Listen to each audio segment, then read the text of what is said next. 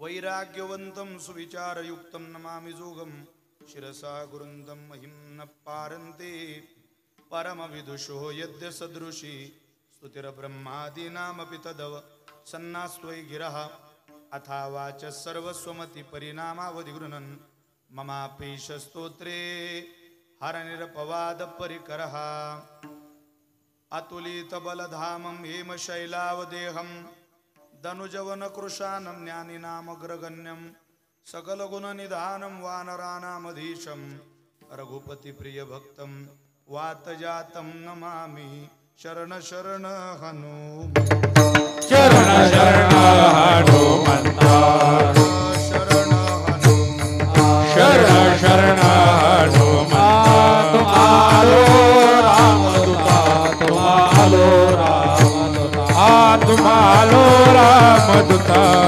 तुम्हारो रामदूता तुम्हारो रामदूता तुम्हारो राम चरण चरण हनुमन्त तुम्हारो रामदूता तुम्हारो रामदूता तुम्हारो रामदूता चरण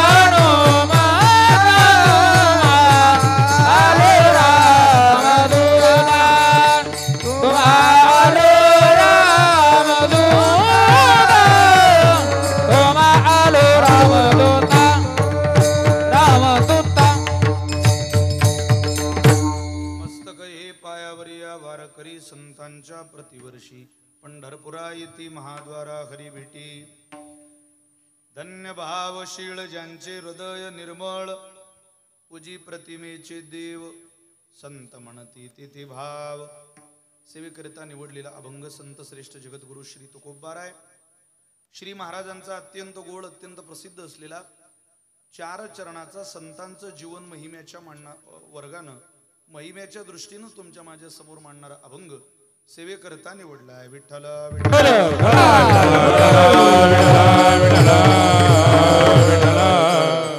मी जो अभंग सेवेकरिता निवडलेला या अभंगाच्या द्वारा श्री तुकोबाराय संत जीवनाचं महिमान गातात। आपण जर थोडंसं बारकाईनं गाथेचं निरीक्षण केलं तर आपल्या एक गोष्ट लक्षात येते, तुकोबारायांचं संत जीवनावर जरा विशेष प्रेम आहे। देवापेक्षाही एक पाऊल पुढं तुकोबारे संतांबद्दल भाष्य गाथेमध्ये करतात, आपल्या वाणीमध्ये करताना दिसत आहे. महाराजांच्या आवडीचं जीवन संत जीवन आहे. काय भावलं महाराजांना त्या आयुष्यातलं, जे जे भावलं ते ते तुकोबारेने या अभंगात सांगितलेलं आहे. तुकोबारे म्हटले अगोदर तर ते जीवन भावशीळ आहे म्हणून धन्य आहे. धन्य भावशीळ. भावशीळ म्हणजे नाटक वेगळं भावनेचं आणि भावना वेगळी. नाटक करायला काय लागतं? दाढी वाढवली म्हणजे कोणी छत्रपती होत नाही, चंद्रकोर लावली म्हणजे कोणी महाराज होत नाही, घोड्यावर बसून फोटो काढला म्हणून एखाद्याला छत्रपती शिवराय म्हटलं जात नाही. तो पार्ट आहे, तो अभिनय आहे. छत्रपती होण्याकरता 50-51 वर्षातला 35 वर्षाचा कालावधी या महाराष्ट्राला रयतेच्या सेवेत दान करावा लागतो, तेव्हा छत्रपती या उपाधीपर्यंत मनुष्य जातो. तसं सहज कसं मिळेलो? नाही मिळत महाराज, मिळूच शकत नाही. कीर्तनाच्या वेळी रडी पडी लोळी, प्रेमाविन डोळी गळताती. कीर्तन सुरू झालं की डोळ्याला धारा लागतात, आणि गादीच्या खाली उतरलं की समाजाबद्दलची कवडीची दया राहत नाही. तुकोबारे म्हटले स्नेहवाळे खाटीक पशुपाडी. त्याचं प्रेम खाटकासारखं आहे. खाटकाच्या दारातलं बोकड पाहिलं तो त्याला सावलीत बांधीन, पाणी पाजीन, हिरवा चारा खाऊ घालीन. पण किती दिवस? 31 डिसेंबर येत नाही तोपर्यंत. 31 डिसेंबरला असं काम आलं रंगात इंग्रजाचं भूत घुसलं बायकोच्या अंगात. 31 डिसेंबर आलं आणि त्या बोकडाला गिराईक लागलं समजा की खाटकानं त्याच्या मानेला सुरी लावलीच. तशी जगात काही माणसं आहे गोड बोलतील तुमच्याशी, पण ओठानच गोड बोलतील, पोटात गोड नाही. स्नेहवाडे खाटीक पशुपाडी. प्रेम ओठापुरत आहे. काय वारकरी संप्रदाय आहे महाराज. या संप्रदायामध्ये विशाल महाराजांना लोक ऐकायला आले म्हणून मिठू मिठू मिठू मिठू नुसतं बोलायचं नसतं. ओठातले शब्द खोली महाराजांच्या आधी पोटात जावे. तेव्हा या गादीवरती उभं राहावं. 2 गोष्टी तुम्हाला पापाला पाप म्हणायचं धाडस जगाच्या. आपण पुण्यवान या कारणामुळे आहे. जगाच्या पाठीवरचा असा एकमेव संप्रदाय आहे ज्या संप्रदायानं पुण्याला सुद्धा पाप म्हटलं महाराज. नुसतं पुण्य नाही, माते जेने पाविजे ते शुद्ध पुण्य. जयामध्ये नारायण शुद्ध पुण्य ते. तुकोबाराय बोलतात आम्ही शुद्ध पुण्याचे उपासक आहे. आम्ही कोणाही पुण्याच्या दिशेनं धावणारी माणसं नाहीये.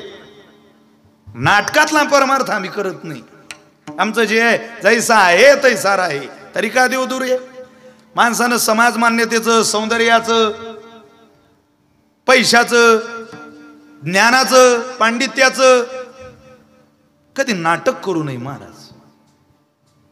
ते पितळ कधी उघड पडेल सांगता येत नाही. कशाला नाटक करायचं? जसं आहे तसं राहायचं. तरी परमात्मा कृपा करतो आपल्यावर. कारण परमार्थ हे क्षेत्रच भावनेचं आहे. भावना हा शब्द पारमार्थिक साधनेतला आहे, प्रपंचातला नाही. प्रपंचामध्ये क्रियेला प्राधान्य आहे, परमार्थामध्ये भावनेला प्राधान्य आहे. तिथं भावना चालत नाही आणि इथं क्रिया चालत नाही. चित्रकलेचा पेपर होता आणि वर्गात सांगितलं पोरांना, पोरो पटकन धावणारी रेल्वे काढा रे जरा. पटपट पोरं धावणारी रेल्वे काढायला लागली चित्र. एका पोराला चित्र काढता येत नव्हतं. हुशार होता पण अभ्यासात नाही, जरा बाजूला हुशार होता. तो म्हटलं आपल्याला धावणारी रेल्वे काढता येत नाही. मग त्यानं असा डोंगर काढला, 4-5 तिरपे झाडं काढली, स्वर बंद केला तरी चालेल आता, आणि 2 पट्टीनं सरळ रेषा ओढल्या. खाली एक सुंदर वाक्य लिहिलं. वाक्य खूप गोड होतं. गुरुजी रेल्वे धावतच आहे, फक्त ती बोगद्यात गेली हो, नाही तर ती धावतच आहे. आपण जरी 5Gच्या जमान्यात आलो तरी ती गुरुजी आहे ना. मुलांची काय तारांबळ असते, काय त्यांचा कल हळहळ असतो. शिक्षकाला विचार, मी शिक्षकी पेशातला माणूस आहे, मी पाहिलंय ती जवळ. एकदा आमच्या शाळेला आग लागली, सगळे पोरं आग विझवत होते आणि एक पोरग ग्राउंडवर नाचत होतं. त्याला म्हटलं, मूर्खा, सगळी शाळा विझून राहिली, तू कोण नाचून राहिला रे? तो म्हणे, गुरुजी, या आगीचा अंदाज पाहून मला असं वाटते 8-10 दिवस तरी तुम्हाला शाळेला सुट्टीच द्यायला लागणार आहे, कारण आग मोठी आहे. तसंच झालं. 10 दिवस आमची शाळा बंद. ते पत्र बदलायला, रंगरंगोटी करायला आमचा आठवडा गेला. 2 दिवस वरती गेले. 11 दिवसानं शाळा सुरू झाली. खोल्यांची नीट दुरुस्ती झाल्यावर खोले पिरियड घ्यायला गेला. पोरग बसलेलं पुढं. त्याला म्हटलं, का रे, घटना आणि दुर्घटना यातला काय फरक आहे रे? तो म्हटला, गुरुजी, अहो आताच नाही का आपल्या शाळेला आग लागली, ही घटना आहे. म्हटलं, वा, पण त्यातूनही तुम्ही वाचले, ही दुर्घटना आहे. नाद नाही करू शकत तुम्ही पोरांचा महाराज. ब्रिलियंट पिढी आहे. काय उत्तर देतील? मला 7 वर्षाचा मुलगा आहे बाबा. माझ्या मुलाचं नाव स्वरूप आहे. हुशार आहे प्रचंड, पण शाळेत नाही, घरी. माझं आहे ना ते. एक दिवस माझ्या मोठ्या भावाने माझ्या पोराला एक फटका मारला. तू खूप बरं आहे. फटका मारता बरोबर माझं पोरग रडायला लागलं. त्याने मला फोन केला. अहो, म्हटलं, मला आप्पांनी मारलं हो. म्हटलं, मारू दे, मारलं तर आपण बाबांना सांगू. हां हां ठीक आहे म्हटलं. फोन कट केला. संध्याकाळी आमचे दादा म्हशीची धार काढायला गोठ्यात गेले. माझ्या राहत्या बंगल्याच्या पलीकडच्या रोडला माझा गाई म्हशींचा गोठा आहे. मी जळगाव जिल्ह्यातला उत्तम शेतकऱ्याचा पोरगा आहे. चांगली शेती पिकवतं आमच्या भागात एकदम. तुम्हाला माहिती आहे, तापी पूर्णा 2 जिवंत नद्या आहे जिल्ह्याला. ज्या चांगदेवला संगमाला आहे, तिथं चांगदेव महाराजांनी सिद्ध होऊन समाधीची जागा निवडली होती का, जिथं बाबा चांगदेव महाराजांनी तप केलं. ते तपाची भूमी सुंदरग्राम ज्याला म्हटलं. इथंच थांबावं आता अशी मानसिकता चांगदेव महाराजांची. त्या काळात बरेच ग्रंथ त्याचं वर्णन करतात. चला, आमचे दादा म्हशीची धार काढायला गोठ्यात गेले. त्यांनी वगारू सोडलं म्हशीला, पण ती म्हैस बच्च घेत नव्हती. ती लाऊकची म्हैस होती, पाय उचलायची. आमच्या मोठ्या भावाच्या लक्षात आलं, रे बहुतेक दुपारी वगारू सुटलं बिटलं असेल, ते काय आता दूध द्यायची नाही. त्यांनी ते वगारू बांधून टाकलं. दुसऱ्या दिवशी पहाटे म्हशीनं दूध दिलं. दुसऱ्या दिवशी दुपारी पुन्हा माझ्या पोराचं काहीतरी चुकलं. आमच्या भावाने त्याला एक फटका ठेवलाच. दुसऱ्या दिवशी दुपारी फटका मारता बरोबर माझं पोरग माझ्या मोठ्या भावाला म्हणत होता, आप्पा तुम्ही आजही मारलं ना मला, म्हैस आज सुद्धा संध्याकाळी दूध देणार नाही. मग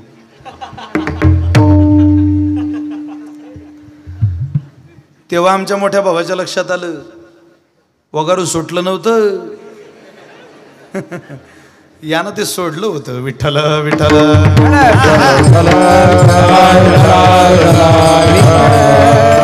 मुलं आहे गुरुजी, रेल्वे धावतच आहे, फक्त ती बोगद्यात गेली. गुरुजी म्हटले, बाळू काही हरकत नाही रे, जाऊ दे बोगद्यात तर बोगद्यात, पण तू जागेवर बैस. ती बोगद्यातून बाहेर आली की तुला मार्क देतो. हा, या चित्राची व्यवहारामध्ये रेल्वे कागदावर दाखवल्याशिवाय गुण मिळत नाही. याच्या उलट आहे परमार्थ. तुम्ही भगवंताकडे जा आणि म्हणा, देवा अरे सोमवार आहे, आज वेळ नाही रे मिळाला तुझ्याकडे यायला. आमच्या नारायण बाबाचा सप्ताह चाललाय, तिकडच होतो बाबा सेवेला. वाट्याला येईल वाढायची काय, बिछाईत आथरायची काय, पाऱ्याची काय, टाळकऱ्यांच्या जी सेवा येईल ते करायला लागलो. तुझ्याकडे यायला जरा वेळ मिळाला नाही. तुला बिलवदळ आणायला पाहिजे होतं, पण मंदिरात आल्यावर, जवळ आल्यावर मंदिराच्या आम्हाला आठवण झाली, अरे मंदिराच्या बाहेरचं हे निरगुडीचं पान तोडलं तुझ्या पिंडीवर वाहलंय. तुला बेल आणली नाही देवा, पण निरगुडीचं पान आणलं एवढं स्वीकार कर. तुम्हाला जर दिवसभर भगवान परमात्म्याला बिलवदळ आणायला वेळ मिळत नसेल आणि तुम्ही जर क्रियेतनं निरगुडीचं पान देवाच्या पिंडीवर वाहत असाल आणि म्हणत असाल याचा स्वीकार करा, तर ते निरगुडीचं पान वजा होईल आणि तुम्ही वाहलेलं निरगुडीचं पान सुवर्णाची बेल म्हणून परमात्मा स्वीकार करेल. कारण ते क्रियेला नाही, तुमच्या अंतःकरणातल्या भावनेला काही न लगे एक भावची कारण काही न लगे एक भावची कारण काही न लगे एक भावची कारण काही न लगे एक भावची कारण कामने आन विठोबाची तू कामने आन विठोबा तू कामने आन विठोबाची कामने आन विठोबाची हो काही न लगे एक भावची कारण तुका मने आन विठोबाची तुका मने आन विठोबाची काही न लगे भावची कारण तुका मने आन विठोबाची तुका मने आन विठोबाची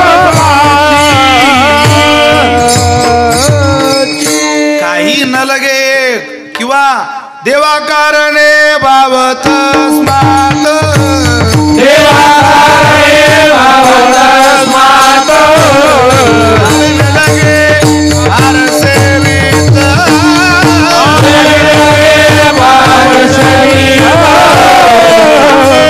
चित्त तरी बहुत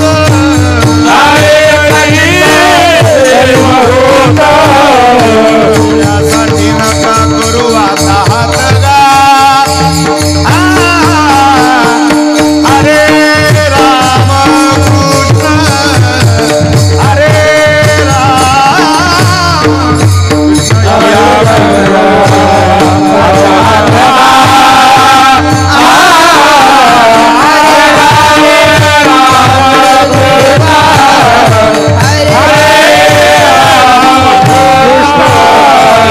कारणे भावत स्मात कारणे भावत स्मात जावे न लगे फार सेवी जावे न लगे चित्त तरी बहुत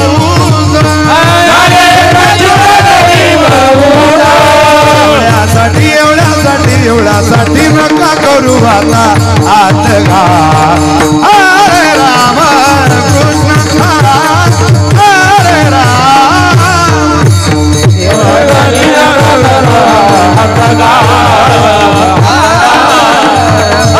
हरे राम कृष्ण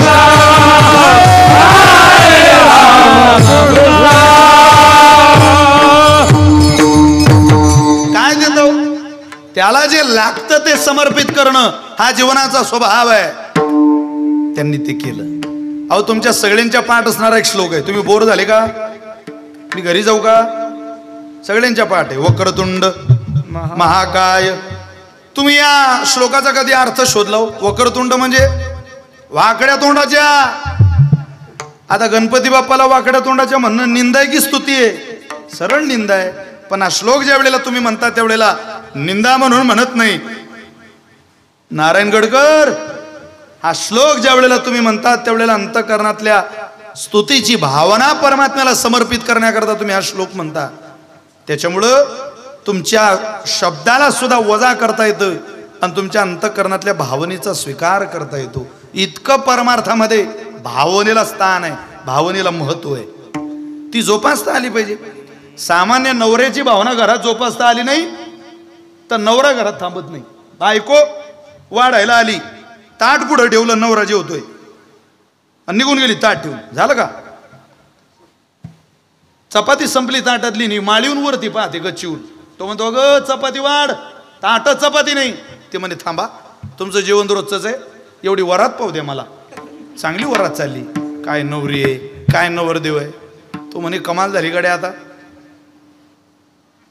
अगं चपाती नाही ताटात. ते म्हणे थांबा, जेवण रोजच आहे, भाजी तरी वाढ. थांबा, 5 मिनिटं कळ काढू शकत नाही, एवढी वरात पाहू द्या. गडी बीड जिल्ह्यातला होता. धुतला हात, पाहून घेतो म्हणे वरात तू. ते म्हणे आला का राग तुम्हाला, येतो मी आता. 2 दिवस घरी गेला नाही. 3ऱ्या दिवशी घरी गेला तर बायको घेऊनच गेला. तिला म्हणे आण ताट. ती म्हणे काय, म्हणे वरात. तुला लय हौस होती ना वरात पाहिजे, जगाची पाहू नको, या पठ्ठ्याचीच पाहून घे वरात. तुम्ही काय नाव घेशील, क्या शिवरात दाखवणारा नवरात झाला रे वा दुसरा. कारण गडी खरंच गडी होता.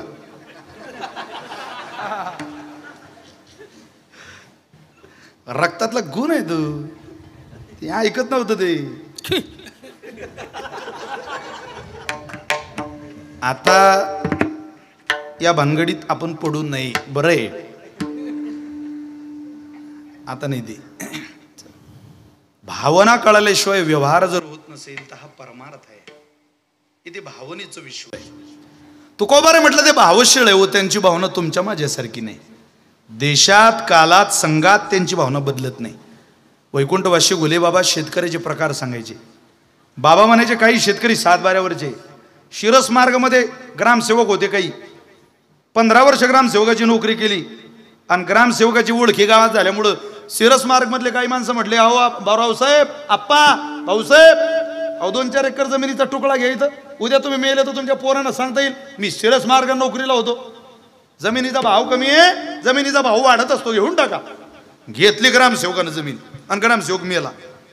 वारस हक्कानं पोराचं नाव उतारायला लागलं. पोरं शिकायला मुंबईला. 10 वर्षानं पोरं शिरस मार्ग मध्ये आले आणि गावकऱ्यांना विचारले, का आमचे वडील, हो इथंच होते नोकरीला. त्यांनी मला काही जमीन घेतली, हो हो 3-4 एकर जमीन आहे, चला आम्ही तुम्हाला दाखवतो. जमीन कोणाकडून घेतली माहिती नाही, कुठे आहे जमीन माहिती नाही, किती केवढ्याला घेतली माहिती नाही. त्या जमिनीत गेले आणि गावकऱ्यांनी दाखवलं, पोरो हो हे तुमच्या बापाची जमीन आहे. याला म्हणतात 7 बाऱ्यावरचं शेतकरी, ज्याचा जमिनीचा काही संबंध नाही, वारस हक्कानं नाव आलं. काही बांधावरचे शेतकरी ज्यांना कवळीची अक्कल नसते जमीन कसायची, पण ते बांधावर उभे राहतात. म्हणता हा धुरा निंदून घ्या आणि हा बी धुरा निंदून घ्या. हे मधलं एकदा सुटलं तर चालेल, पण धुरी तुम्ही निंदून घ्या. समजा हे बांधावरच आहे, त्याला ज्ञान नाही जमीन कसायची. बांधावर उभं राहून आराम करणाऱ्याला काही काही तर भाजा घेऊन गेले शेतात. वा रे पठ्ठ्या, तुला लय जमीन कृपा करेल ती भूमी माता. शेतात आराम करून होते काय? बेना कष्ट करणाऱ्याला शेती जमीन कृपा करते. दिवसभर ज्या बाईच्या हातात रिमोट आहे त्या बाईनं रात्री म्हणाव, मुझे नींद नाही, मुझे चैन नाही, तू कांदे लावली जरा 3 दिवस झोपशील, तुला उठवायला बी इंजेक्शन देणं पडेल, तू उठून नाही राहिली. कष्ट आहे ते. कष्ट करणाऱ्याला विचारा, जमिनीचं नावच आहे जमीन. आज नाही उद्या जमीन, परवा जमीन, कधी ना कधी जमीन. तिचं नावच जमीन आहे. कीर्तनात बसलेल्या पुरुष मंडळींना, महिला मंडळींना माझी हात जोडून विनंती, जमिनीवर खूप प्रेम करा. खूप नितांत. गारपीट होऊ द्या, नापिकी होऊ द्या, दुष्काळ पडू द्या, एक दिवस या देशात शेतकऱ्याचा येणार येणार येणार. हे त्रिकाला बाधित सत्य महाराज. कारण सगळं निर्माण करता येतं, जमीन निर्माण करणारा जगाच्या मालकाला सोडून दुसरा कोणी नाही. जिने हे विश्व निर्मिले, हे सूत्र ज्या परमेश्वरानं इथं राखलं. जमिनीनं तुम्हाला मला अन्न दिलं नाही.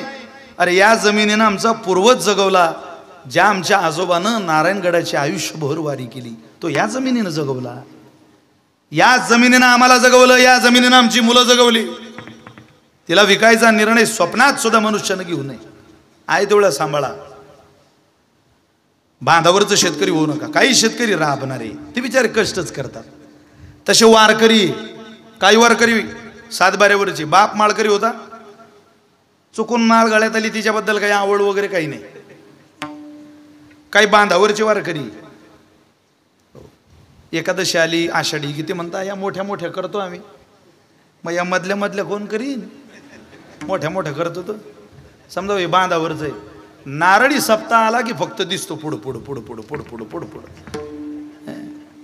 इकडून करायचं का, तिकडं जायचं का? प्रत्येक क्षेत्रात माणसं असतात महाराजाशी. ते हवा पाहून उपनता बरोबर वाऱ्याचं कळतं त्यांना माप कोण्या दिशेला चाललंय बांधावरून ज्याचा उभा गण त्याचा चुला बन ते बांधावर उभं राहून तत्वज्ञान सांगतात. पण तिसरा वारकरी राबणार आहे तो बिचारा दररोज नगद नारायणाचं नाव घेतल्याशिवाय बाबांचं भजन केल्याशिवाय गडाचं स्मरण केल्याशिवाय त्याचा दिवस नाही हो जात. जेथेची कृपा आलाही जे वरू तेथेची म्हणे व्यभिचारू तरी मी का भस्मासुर अर्जुन म्हणे ज्ञानोबारे बोलतात. अरे ज्या गडाची कृपा आमच्या आयुष्यावर झाली आणि हा भक्तीचा मळा आयुष्यात फुलला त्या गडाकडे जर पाठ फिरवायची आपली हिंमत होत असेल तर ते अनंत जन्माचं पाप आहे. आपण भस्मासुराच्या जातीत गणल्या जाऊ मोजल्या जाऊ.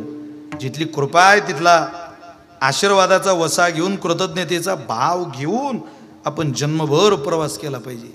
हे काय आपल्या बापदाद्याची प्रॉपर्टी थोडीच आहे. हे काय मक्तेदारी आहे का तुमची माझी. ही त्यांची उपकार आहे. त्यांनी सांभाळलं बाबांनी जोपासलं आहे तसं वाढवलं सांभाळलं टिकवलं. कधी गडानं म्हटलं कोणाला आंधळ्याला पांगळ्याला लुंगळ्याला अरे तू गडाचं पाय एक नाही ये बाबा कट नट यावे शुद्ध होऊन जावे दवंडी पिटी भावे चोखा मिळा सगळेच या फक्त पाईक बनून या सेवक बनून या. इथं मालक होऊ नका. हा गड सेवेचा आहे मालकाचा नाही. इथं ज्यानं सेवा केली गडाने आशीर्वाद दिला महाराज या गादीने आशीर्वाद दिला आणि सेवकच मनुष्य इथं टिकू शकतो त्याशिवाय नाही. अहो मला आठवतं माझं गडाला कीर्तन होतं बाबांनी टाळ सुद्धा घेतला होता. म्हटलं बाबा खाली बसा तुम्ही टाळ. सेवक माणसाला वाहू वाटत नाही मनुष्याला मालक वाहू वाटत. बसा बाबा या वरती येता तिथंच बसू दे. बर बसा बस विठ्ठल विठ्ठल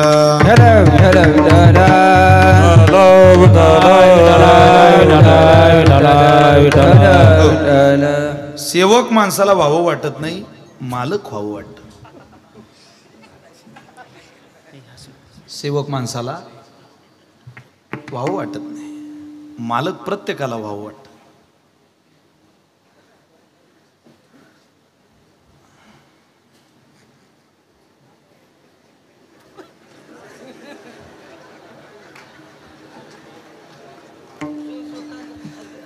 याला म्हणता आपल्याच पक्षाचा गडी फुटणं.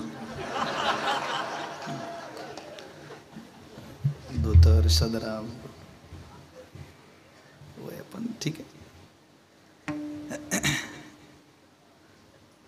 वारकरी संप्रदाय सेवेचा संप्रदाय. महाराज विशाल महाराजांनी उभं राहावं कोणीतरी बसावं ऐकावं. मला या गादीवर उभं केलं म्हणजे मी काय फार विद्वान आहे असं त्याचा अर्थ होत नाही. अरे कोणीतरी उभं राहावं कोणीतरी ऐकावं कोणीतरी म्हणावं कोणीतरी वाजवावं. ही सेवकांची पद्धत आहे. ज्याची वेळोवेळी भावना बदलते त्याचा परमार्थ विश्वच नाहीये. चला थोडीशी प्रस्तावना वाढवतोय आपल्याला कळेल. पहिलं चरण काही वेळेला भावना ही संघात बदलते कालात बदलते देशात तरी बदलते. देशामध्ये संघात भावना बदलते. महाराज पंढरपूरला गेल्यावर माणसं इतके चांगले वागतात की नियमित वारीला जाणारी माणसं 4ला उठतात आणि पहिल्यांदा पंढरपूरला आलेले 2ला उठतात. ते म्हणतात का हो पंढरपुरात बी इतका उशीर. ते वारीनं भावना निर्माण होते त्यांना देशाने. झोपतच नाही माणसं. आम्ही मुक्ताबाई समवेत चालतो आमची पालखी इथूनच जाते पाडरशिंगीवरून. आईसाहेबांचा 16 जातो की इथून. अहो आमच्या वाटचालीमध्ये आम्हाला 34 दिवस लागतात पंढरपूरला पोहोचायला. मग वाटचालीत असे काही विचित्र माणसं असतात. आता 3ला उठायचं स्नान करायचं टँकर खाली अंधार. त्या अंधारात आंघोळ केल्यावर 2, 4, 5 दिवसातून एखाद्या दिवशी साबण लावायचा साबण अंगाला लावायची वेळ येते. आपण डोळ्याला साबण लावायचं आणि कोणीतरी येतं नळ बंद करून निघून जातो. पण त्या वारीचा प्रभाव असा असतो राग सुद्धा येत नाही. तिथं म्हणावं वाटतं माऊली एवढा नळ चालू कर रे माऊली. तिथं असं कोणी म्हणतं का माऊल्या कोणी आगाऊपणा केला रे हा कोणी म्हणत नाही. तिथं त्या कालाने निर्माण झालेली भावना असते ती क्रोध येत नाही माणसाला. काही वेळेला भावना संघात सुद्धा बदलते. नगर जिल्हा तुम्हाला जवळचा जिल्हा आहे. मला आठवतं चांगलं मी नगर जिल्ह्यात कीर्तनाला गेलो होतो. साधारणतः 13-14 वर्षापूर्वीचा विषय असेल. कीर्तनाला गेलो कीर्तन झालं रात्रीचं आणि त्या गावकऱ्यांनी मला, मी एसटीनं गेलो होतो तेव्हा कीर्तनाला, कीर्तन झालं आणि मला 2 किलोमीटर बस स्टँडवर सोडून दिलं. मी उभा होतो रोडला, तिथं गाव नाही, फक्त असं छपराचं बस स्टँड बांधलेलं आणि मी त्याच्यात उभा. मी वाट पाहायचो एखादं वाहन येणं मला घेऊन बसून जाईल. चला बाबा वाट बघत होतो तिथं वाहन तर येत नव्हतं, पण रस्त्यानं खूप काही शिका.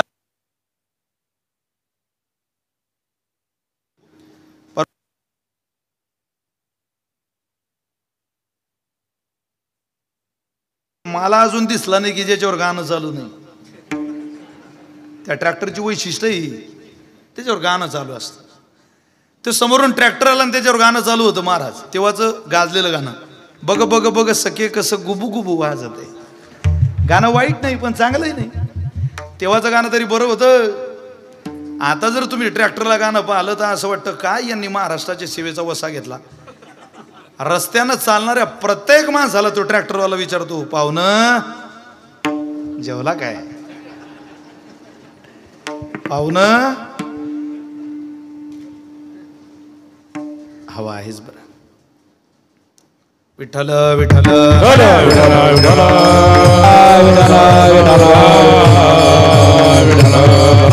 त्या पोराकडे मी पाहिलं आणि पाहल्या पाहल्या हसलो.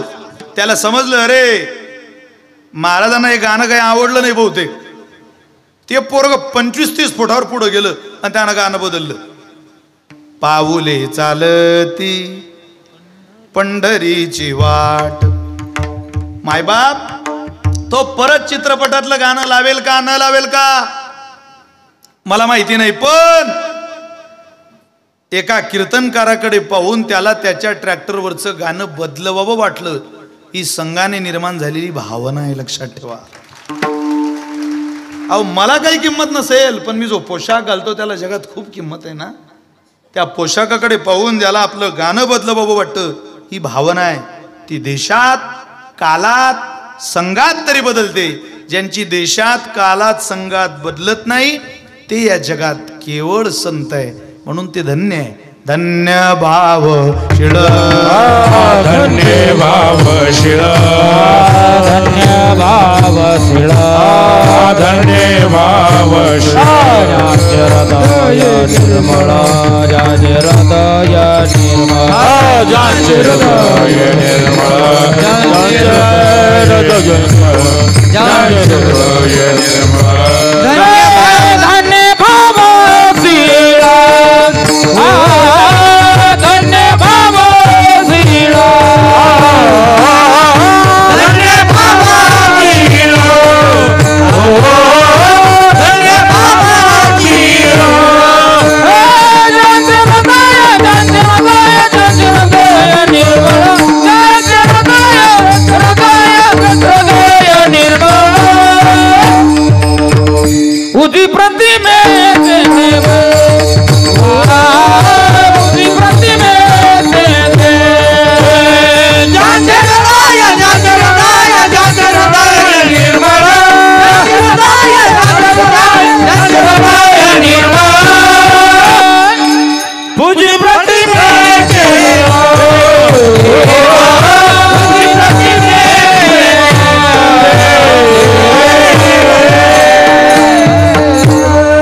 धन्य भावशीळ. ते भावशीळ आहे, त्यांच्या भावशीळ जगण्याचा परिणाम काय हो? ज्यांचे हृदय निर्मळ, त्यांचं हृदय निर्मळ झालेलं आहे. आज निर्मळ या संत निर्मळ. अद्वेष्टा सर्वभूताना मैत्र करुण एवच निर्ममो निरंकार समदुःख सुख क्षमी इतकं निर्मळ. ते द्वेष्ट्याचे सुद्धा अद्वेष्टे. द्वेष करणाऱ्यावर कोण प्रेम करतो महाराज? प्रेममूर्ती उगाच म्हणत नाही कोणालाही, त्याला आतून झरावा लागतो. किती आतला झरा? अहो महाराष्ट्रातल्या प्रत्येक नागरिकाला ज्यांचं ऐकावं लागतं ते मुख्यमंत्री असतात. पण काही माणसं अशी असतात ते मुख्यमंत्र्याचं सुद्धा ऐकत नाही. पण मुख्यमंत्र्याचं ना ऐकणारे सुद्धा साधूच ऐकतात. याला म्हणतात ज्यांचे हृदय निर्मळ आहे. त्याला झरा लागतो, पाना लागतो आतला. तसं कसं होईल महाराज? इथं नवरात्रीचे उपवास करणारी बायको 9 दिवस उपवास करून रागानं 10व्या दिवशी सासूपुढं ताट लोटते आणि ती म्हणते ज्यांचे हृदय निर्मळ. तुझ्यावर आता मरी मायनच कृपा केली तर आहे बुवा आता काय ते काय देखावा आहे. सांभाळता आले नाही काही आई वडील. अरे इथं भाऊ सांभाळता येत नाही आपल्याला, इतकं मलिन अंतःकरण आहे. कीर्तनात बसलेली अशी 20% तरी माणसं असतील जे अजून सुद्धा आपल्या बहिणीच्या दारात पाय घालत नाही. किती कीर्तन ऐकायची आणि उद्धार करून घ्यायचा आपला होत नाही. चौथो की बाजार में फतरों का व्यापार करना दुनिया का काम है, संतों का नाही. पारमार्थाचं दुसरं नाव परिवर्तन आहे. हा नुसता 72वा फिरता नारळी उत्सव नाही, हे माझ्या नारायणगडाचं दरवर्षी होणारं वारकरी संप्रदायाचं शिबिर आहे. तत्व बाप सांभाळता आला नाही हो काही काहीला. संत परंपरा काय सांभाळते. रील दररोज ऐकायच्या. उरामंदी माया त्याच्या काळ्या मेघावानी, दाखविना कधी कोणा डोळ्यातल पाणी. जिजू जिजू संसाराचा गाडा हाकला, वटामंदी हसू जरी कना वाकला. घडीभर तू थांब जरा, ऐकत्याची दापुर लई अवघड हाय घड्या. उमगाया बापुर उमगाया बापुर लई अवघड हाय घड्या. सोपे का ते. जन्मदाता बाप कळणं उघड आहे. अरे ज्या बापानं अंगावरच्या पोशाखासहित कृपा केली तो पिता स्वयंमेव नारायण. हा बाप कळणं किती कठीण आहे. सोपं आहे का ते. हृदय निर्मळ लागतं त्याला. बायको यष्टीतून खाली उतरली, नवरा विचारतो गेलती कुठं. ती म्हणते ते मी एका मोठ्या विद्वान साधूकडे गेली होती. अरे बापरे कशाला. आपलंच कारण ते मूल होत नाही आपल्याला. मग अरे बाप काय म्हटले ते महाराज. ते म्हटले तुम्हाला पोरग होईल पण त्याच्याकरता तुमची सासू मरणं खूप गरजेचं आहे. अरे बापरे. नवरा म्हणे मग तू चांगल्याच विद्वानाकडे गेली ती बहुतेक. खूप विद्वान दिसता महाराज शब्दाहून. तू जाय घरी. ते म्हणे तुम्हाला काय वाटतं. तू जाय तुझ्या मनासारखं होईल म्हणे. हा तिकडून सासरवाडीला गेला, सासू घेऊन आला. नवरा म्हणे माझ्या बायको म्हणे माझ्या आईला कशाला आणलं. अगं म्हणे उद्या मला म्हातारी मारायची आहे समजा, आपल्याला पोरग झालं, पण लेकरू सांभाळायला कोणी जुनी बाई पाहिजे की नाही घरात, म्हणून तुझ्या आईला आणलं. बायको म्हणे वाह काय माझा नवरा आहे, महादेवाच्या पुढचाच आहे. तुला लय आनंद झाला महाराज. ती म्हणे घ्या लवकर निर्णय. अगं म्हणे थांब एवढा सप्ताह होऊ दे, 3रा दिवस आहे, कळ काढून ना जरा, होईल तुझ्या मनासारखं होईल. काला झाला, बाबांचं कीर्तन झालं, पुष्पवृष्टी झाली. ती म्हणे आज तरी निर्णय घ्या. तो म्हटलं आज करू तुझ्या मनासारखं. हा दुपारी आपल्या आईजवळ गेला. आई तू कुठं झोपती का दररोज. म्हणे इथं. आणि तिची आई म्हणे इकडून. माझं ऐकशील का. काय. तिच्या आईच्या जागेवर तू झोप आणि तुझ्या जागेवर तिच्या आईला झोपव. असं का. अरे ऐक ना म्हणे बापा एवढं आई. बरं बरं बाबा. जागा बदलली.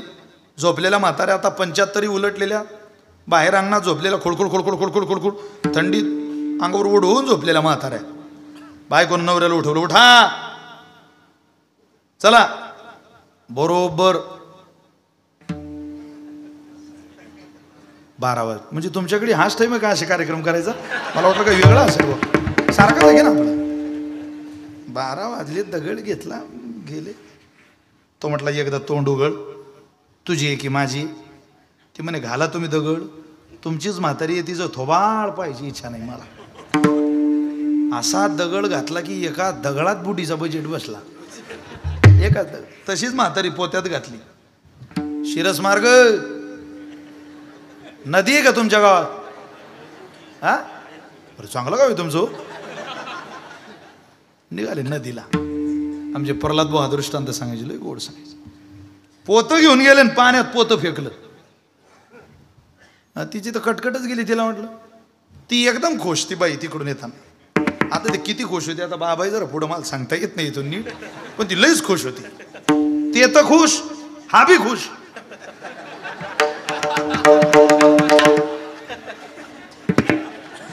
आता ती म्हणे याला काय झालं, लग्न लोकांचं नाचतं येड्या डोक्याचं, याला काय झालं खुश व्हायला. तो म्हणे तू घरी चाल, तू बीपी नाही लो झाली तर माझ्या नाव बदलून ठेवतो तू. घरी गेल्यावर तिला झोपच लागे ना बुवा. तिनं रवी घेतली लावायला आणि तेवढी रवी लावताना म्हणायची घुसळम घुसळम लावते रई सासूबाई गेल्या पाण्यात, घुसळम घुसळम लावते रई सासूबाई गेल्या पाण्यात. हे गाथ्यातलं नाही माथ्यातलं नाही तर लावसान चाली बाबू. महिलांचं काय ते घुसळम घुसळम लावते रई सासूबाई गेल्या पाण्यात, घुसळम घुसळम लावते रई सासूबाई गेल्या पाण्यात. तो म्हणजे थांब जरा तू दिवस निघू दे. पण तिला कळत नाही घेणार. याने घेतली बादलीन बसला गाई खाली, गाईच्या कासेवर पाण्याची थाप मारली. तिच्याकडे पाहतो ती म्हणते घुसळम घुसळम लावते रई सासूबाई गेल्या पाण्यातही. हा म्हणतो दुदम दुदम दुबतो गाय वाहून गेली, तूही माय घरात आहे पठ्ठ्याची माय पटत नाही जाऊन